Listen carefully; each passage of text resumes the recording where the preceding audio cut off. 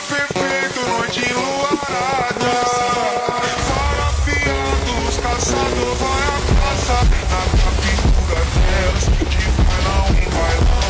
Na captura delas, de bailão em bailão. Na captura delas, de bailão em bailão.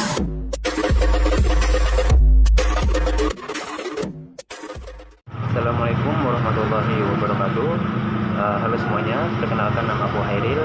Pada kesempatan kali ini aku ingin menjelaskan secara singkat apa itu pajak penghasilan pasal 21 atau biasa juga disebut PPh 21. Jadi tanpa berlama-lama lagi kita langsung saja masuk ke pembahasannya. Nah, jadi PPh pasal 21 adalah pajak atas penghasilan yang diterima oleh orang pribadi dalam bentuk gaji, upah, honor, tunjangan, dan lain-lain berhubungan dengan suatu pekerjaan.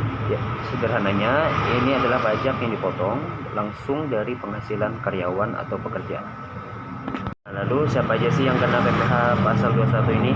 Ya, ada beberapa pihak yang terkena PPh 21 ini, diantaranya itu pegawai tetap, kedua pegawai tidak tetap, yang ketiga penerima honor kayak dosen tamu atau pembicara seminar gitu. Terus yang keempat itu ada penerima pensiunan. Jadi hampir semua penghasilan dari pekerjaan itu bisa kena PPh 21 jika melebihi batas tertentu. Adapun yang memotong pajak ini adalah para pemberi kerja, misalnya kayak perusahaan tempat kalian kerja gitu kan. Mereka wajib memotong, menyetorkan, dan melaporkan pajak itu ke negara. Jadi kalian nggak perlu bayar sendiri. Tapi itu terpenting sih untuk tahu berapa besar potongannya. Lalu gimana sih cara menghitung PPh 21 ini? Langkahnya itu cukup gampang. Yang pertama itu kita perlu menghitung penghasilan bruto kita selama sebulan, itu dari gaji pokok ditambah tunjangan dan lain-lain. Itu dapatlah kita intinya penghasilan bruto selama sebulan. Dari penghasilan bruto selama sebulan ini kita lanjut ke langkah kedua, yaitu dikurangi dengan biaya jabatan atau iuran-iuran lain. Itu dapatlah kita nantinya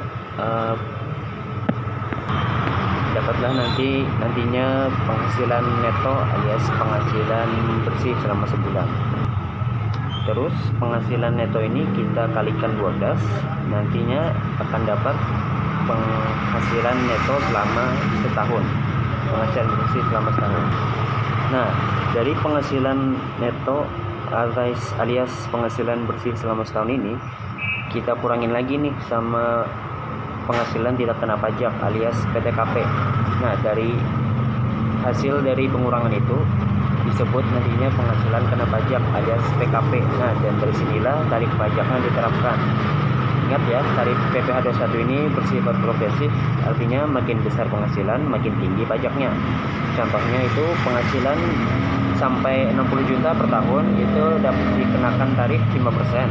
Sedangkan di atas 60 juta hingga 250 juta itu tarifnya 15% dan seterusnya hingga maksimal 35%.